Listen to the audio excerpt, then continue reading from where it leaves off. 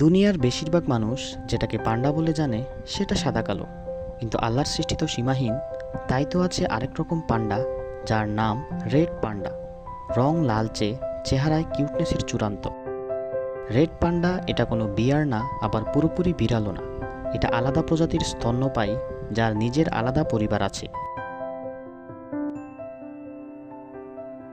এই কিউট ফারওয়ালা বন্ধুদের পাওয়া যায় হিমালয় অঞ্চলের বনে, নেপাল, উত্তর ভারতের সিকিম, ভুটান এবং চীনের ইউনান প্রদেশে।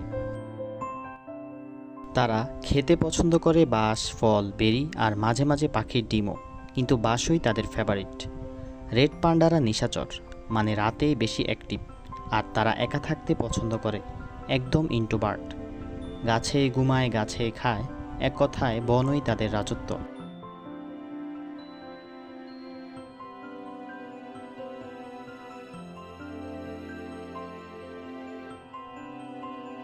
কিন্তু দুঃখের কথা হলো, এই দুনিয়ার মোটামুটি 10,000-এর কম রেড পান্ডা বেঁচে আছে। বন ধ্বংস, চোর শিকার আর জলবায়ু পরিবর্তনের কারণে এই কিউট প্রাণীগুলোর জীবন হুমকির মুখে। তাই আমাদের দরকার সচেতনতা, যাতে রেড পান্ডার মতো বিরল প্রাণীগুলো পৃথিবীতে টিকে থাকতে পারে।